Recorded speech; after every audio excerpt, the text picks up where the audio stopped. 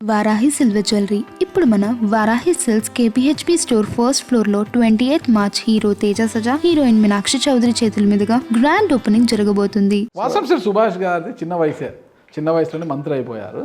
But అయితే ఆయన రాష్ట్రానికి మంత్రి ఒక హుందాతనం ఉంటుంది కదా. అనంతపురం జిల్లాకు వచ్చినప్పుడు అనుకుంటా 6 నెలల క్రితం అనుకుంటా అనంతపురం జిల్లా గుంతకల్కి వచ్చారు మీరు. గుంతకల్కి వచ్చినప్పుడు పొద్దున్నే టైప్లో మంచి షార్ట్ గిట్ వేసుకొని షార్ట్ టీ షర్ట్ వేసుకొని తిరుగుతుంటే అలా అందరూ కూడా ఏంటి మంత్రి గారు వచ్చారు ఇక్కడికి అనేసి వీడియోలు తీసి ఫోటోలు తీసి సోషల్ మీడియాలో హల్చల్ చేశారు. సరే అది పర్సనల్ టైంలో వచ్చింటారు. ఓకే, ఎందుకు వచ్చారు ఆ రోజు గుంటకల్కి?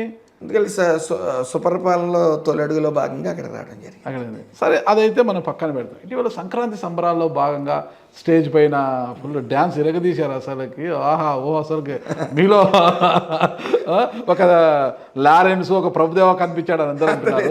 కానీ జగన్ గారికి కూడా బాగా నచ్చింది, అందుకే ఆయన ప్రేమతో అన్నారు కదా. ఇంకొకడు ఇడు వాసంశెట్టి సుభాష్ ఈడైతే స్టేజ్ ఎక్కి డ్యాన్స్లు వేసేస్తున్నాడు, ఆ స్టేజ్లో నృత్యాలు చేశాడు అన్నాడు. పాపం ఆయన అంత ప్రేమతో మిమ్మల్ని అన్నాడు కదా. అంటే మిమ్మల్ని అంత ప్రేమిస్తేనే ఆ పదాలు వస్తాయి కదా ఆయన, కాదంటారా? వాస్తవం, చాలా ప్రేమ అతను నా మీద, అది గుర్తుంచుకుని మరి పెట్టాడు. నేను అన్నాను, అక్కడ మీరు గమనించారు లేదో, నేను డ్యాన్స్ చేయటం వల్ల కొంతమంది ఏడుస్తారు. గతంలో నేను ఎప్పుడో సంబరాల టైంలో చిన్న డ్యాన్స్ చేసిన వీడియో నేను ఇక్కడికి పోటీ చేసినప్పుడు వస్తే వైరల్ చేశారు. రోడ్ల మీద డ్యాన్స్ చేస్తున్నాడని చెప్పేసి వైరల్ చేశారు. సో నేను ఇప్పుడు డ్యాన్స్ చేస్తున్నాను, మళ్ళీ ఏడుస్తారు నాకు తెలుసు, మీరు ఏడాలని నేను డ్యాన్స్ చేస్తున్నాను కూడా నేను ప్రకటించడం జరిగింది నేను డ్యాన్స్ చేసే ముందు. సో నేను ఏమనుకున్నానంటే జిల్లా స్థాయిలో ఏడుపులు మొదలవుతాయేమో, కొంతమంది నన్ను పడి ఏడ్చి వాళ్ళు ఉన్నారు కదా వైఎస్ఆర్సీపీ వాళ్ళు అని అనుకున్నా. కాబట్టి జగన్ గారే ఏడ్చాడంటే నచ్చుంటాయి స్టెప్. ఎందుకు మీరు కొడాలినా అని గుడివాడలో కెసినో పెట్టి ఇలాంటి మేళాలు పెట్టింటేనే ఎంత వ్యతిరేకత వచ్చిందో మీకు తెలుసు మొత్తం కూడా. అలాంటివన్నీ తెలిసి ఒక మంత్రి హోదాలో అరే మనం మంత్రిగా ఉన్నాము, కొంత హుందాగా ఉన్నది అలాంటి అంటే అతను మగవాడే, శాంతి స్వరూపం. జబర్దస్త్ టీంలో ఆడవేషాలు వేస్తుంటారు శాంతి స్వరూపం. చాలామంది ఏమనుకున్నారు, మహిళతో కలిసి డ్యాన్స్ వేశారు మంత్రి గారని అనుకుని, ఎవరికి తెలీదు అతను మగవాడే ఆడవేషాలు వేస్తుంటాడు జబర్దస్త్ ప్రోగ్రాంలో, తెలియదు. కానీ మీరెందుకు వాళ్ళు ఒకవేళ బలవంతం చేసి స్టేజ్ మీదకి పిలిచినా ఒక మంత్రిగా ఆ హోదాని మీరు కాపాడుకోవాలి కదా, ఆ గౌరవాన్ని కాపాడుకోవాలి. మన సమాజంలో ఉన్నాము, ప్రజలు మనల్ని చూస్తారు అని ఎందుకు అనుకోలేకపోయారు? ముఖ్యంగా కళాకారులు వాళ్ళు, చిన్న తెర కళాకారులు వాళ్ళు, కళాకారులతో మమేకం అయ్యాం. అట్ ద సేమ్ టైం అక్కడికి మన ఇంచుమించు 5-6 వేల మంది వచ్చి ఉంటారు. అందరూ వాళ్ళతో మమేకం అవ్వాలి. మంత్రి గారు అందరు ప్రజల్లోనే ఉంటున్నాడని మనం అనిపించుకుంటాం. స్టేజ్లకి అక్కడ కాదు, నేను చెప్తున్నాను, జనాల్లో ఉన్నాను అప్పుడు. సో మమేకం అవటం కోసం అందరి రిక్వెస్ట్ మీద కింద నుంచి రిక్వెస్ట్ చేశారు, పైనుంచి రిక్వెస్ట్ చేశారు. 2 స్టెప్పులు సరదాగా వేసాం తప్ప అశ్లీల నృత్యాలు కాదు. అతను ఏంటంటే అశ్లీల నృత్యాలకి హోందాగా మనం స్టేజ్ మీదకి వెళ్ళి 2 స్టెప్పులు వేయడానికి వ్యత్యాసం ఉంది. అశ్లీల నృత్యాలంటే రికార్డింగ్ డ్యాన్స్లు అంటే మనం వైఎస్ఆర్సీపీ టైంలో చూసాం. ఆడవాళ్ళనితో పాటు డ్యాన్సులు కట్టడం, కౌగిలించుకోవడం, తొళ్ళ మీద కూర్చోబెట్టడాలు, వీడియోలు ఇవన్నీ చేసుకుంటూ వచ్చారు. అదే విషయానికి వస్తే రోజా గారు కూడా ఈ జబర్దస్త్ టీము జడ్జి కింద వ్యవహరించింది ఆవిడ. సో వాళ్ళతో కూడా మమేకమై డ్యాన్స్ చేసేది. మనం డప్పు కళాకారులతో డప్పు కొట్టాము, వాళ్ళతో మమేకమై డ్యాన్స్ చేసాం. సో వాళ్ళతో అలాగే వీళ్ళు చిన్నతర కళాకారులు. సో అదే రోజున అలా చేసాం. కానీ అశ్లీలత అనేది లేకుండా ఏ పని అన్నా చేయొచ్చు, మన లిమిట్స్లో మనం ఉండాలి. అశ్లీలత లేదు అక్కడ, డ్యాన్స్ బాగుంది. కానీ ఒక మంత్రిగా ఉన్నప్పుడు స్టేజ్లోకి ఎలా స్టెప్పులు వేయడం వల్ల కొంత ప్రతిపక్షాలు ఉంటాయి కదా. దేశ నాయకులు మీరు చాలా చూస్తే మమేకం అవడానికి కొన్ని సందర్భాల్లో ఇంకా పెద్ద హోదాలో ఉన్న వాళ్ళు కూడా మమేకం అవడానికి డ్యాన్స్ చేసిన సందర్భాలు ఎన్నెన్నో. లోకేష్ మీ పైన సీరియస్ అయ్యాడు, ఆ డ్యాన్స్లు ఏంటి అవి ఏంటంటే సీరియస్ అయ్యారని ఒక ఛానల్లో కూడా వచ్చింది కదా, వైఎస్ఆర్ కాంగ్రెస్ పార్టీ వాళ్ళ ఛానల్లో. మా సీరియస్ అవటాలు ఉండవు, తీసి పడేస్తారు. అలాంటి అశ్లీల నచ్చాలంటే చంద్రబాబు నాయుడు గారు, లోకేష్ గారు సీరియస్ అయ్యారనేసి అలా ఏం లేదు, అలా ఏం లేదు. అందులో అశ్లీలత ఉంటే ఇంక ఉపేక్షించేది ఉండదు. చంద్రబాబు నాయుడు గారి కన్నా అగ్రెసివ్గా వెళ్తారు ఇలాంటి విషయాల్లో లోకేష్ గారు. అసలు అలాంటిది ఉపేక్షించాడు ఆయన. సో మనం హోందాగానే అక్కడికి వెళ్ళాం, హోందాగానే 2 స్టెప్లో వాళ్ళతో కళాకారులతో మమేకం చేసాం. ఆ ప్రజలందరూ కూడా దాన్ని ఆస్వాదించారు. అంటే గతంలో కొడాలి నాని కూడా గుడివాడలో ప్రజలతో మమేకం కావడానికి క్యాసినో పెట్టారనుకోవచ్చా? క్యాసినో అనేది అది ప్రభుత్వం నిషేధించింది అది. ఆ. ఓకే, దాన్ని పెట్టి అతను అశ్లీల డ్యాన్స్లు వేసిన దానికి మన దానికి సంబంధం లేదు. ఆ రోజున 3 days ప్రజలందరూ కూడా ఇక్కడ గమనించాలి. ఇక్కడ కనీసం ఒక పార్క్ కూడా లేదు రామచంద్రపురం నియోజకవర్గంలో ఫ్యామిలీతో వెళ్ళి కూర్చోడానికి. సో ఎక్కడికైనా సినిమాకి వెళ్దామన్నా వీళ్ళు 45 minutes అక్కడికి వెళ్ళాలి. ఆ టైంలో ఒక వ్యక్తి అలా కాకినాడ వెళ్ళి అక్కడ భోజనం చేసి రావాలంటే 2,000-3,000 అవుతుంది. సో ఒక కుటుంబంలాగా మేము అందరం ఒక చోట మమేకం అవుదాం. మగవాళ్ళందరూ కూడా కోడి పందాలకో, ఎడ్ల పందాలకో, పడవల పందాలకో వెళ్ళిపోతారు. ఇంట్లో ఆడవాళ్ళు పిల్లలు మిగులుతారు. వాళ్ళతో మమేకం అవ్వాలనే ఉద్దేశంతోనే ఈ సంక్రాంతి సంబరాలు చేయడం జరిగింది.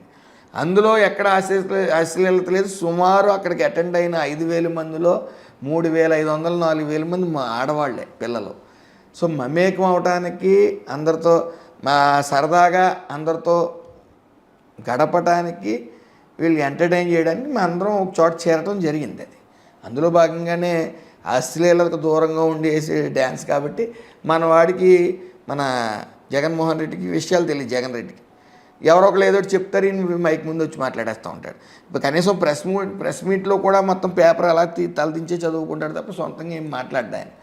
పాపం ఆయనకి అక్కడికి నేను ఆయన స్పందించేస్తాడని అనుకోలే. మీరు అన్నట్టు ప్రేమ ఎక్కువైపోయి స్పందించారు. మావోడే కదా గతంలో పదవిలా పోయినప్పుడు మంచి పొజిషన్లో హైలైట్ చేద్దామని చేశాడు. జగన్ గారు ప్రేమను పక్కన వస్తే రామచంద్రాపురంలో ఇప్పటికంటే తోట త్రిమూర్తులు గారు ఇక్కడి నుంచి పనిచేశారు ఎమ్మెల్యేగా. సుభాష్ చంద్రబోస్ గారు ఇక్కడి నుంచి ఎమ్మెల్యేగా పనిచేస్తారు, మంత్రిగా పనిచేశారు. చెల్లిపోయిన వేణుగారు ఇక్కడి నుంచి గెలిచారు, మంత్రిగా కూడా పనిచేశారు. వాళ్ళందరూ చేయలేని అభివృద్ధి ఈ 2 ఏళ్లలో నేను చేశాను, ఇది చేశానని చెప్పుకోవడానికి ఏముందంటారు? మీ నాన్న అంటే సత్యం ఫౌండేషన్ సర్వీసెస్ తప్ప ఇంకా వేరేది ఏముంది చెప్పండి? ఖచ్చితంగా మనం ఇప్పుడు ఈరోజు నేను ఓపెన్ చేసి వస్తున్నాను.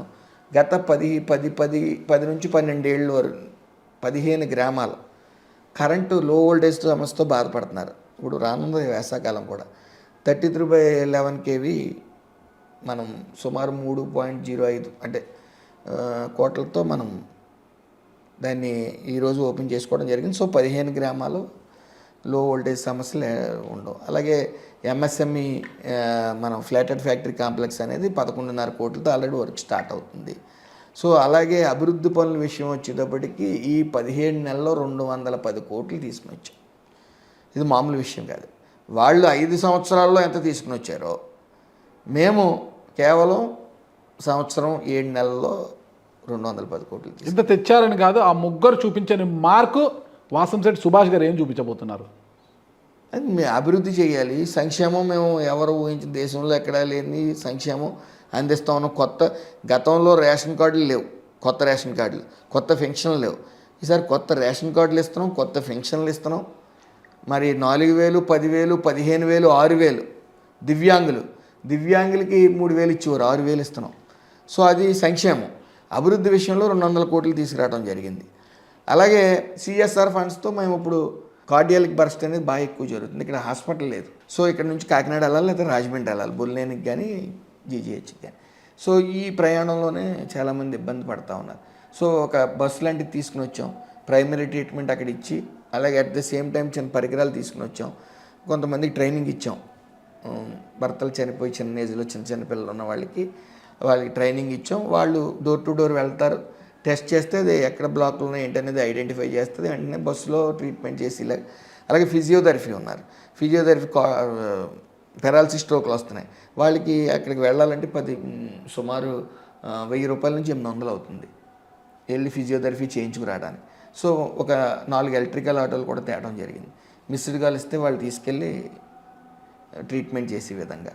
అలాగే పిహెచ్సిలు, ముఖ్యంగా గవర్నమెంట్ హాస్పిటల్ అవినీతి మయమైపోయింది. స్కానింగ్ మిషన్లు అన్నీ పనిచేస్తున్నా సరే ఏమి పని చేయట్లేదని రాసి ఇచ్చేయడం, జనం దోపిడీ. వాళ్ళతో ఇక్కడ సూపరింటెండెంట్ వీళ్ళు కాంటాక్ట్లో ఉంటాం, ఇద్దరు షేర్ చేసుకోవటం. ఒక టెస్ట్ స్కానింగ్ టెస్టులు వాళ్ళు వీళ్ళు గత ప్రభుత్వంలో ఇవన్నీ కూడా మేము సార్ట్అవుట్ చేసి ఇప్పుడు ఈరోజు రామచంద్రపురం నియోజకవర్గంలో ఓపీలు ఎవరు ఊహించిన రీతిలో ఉంటాం. అడ్మిషన్లు అలాగే సిఎస్ఆర్ ఫండ్స్తో మేము ఇంకా 50 బెడ్లు తీసుకురావడం జరిగింది.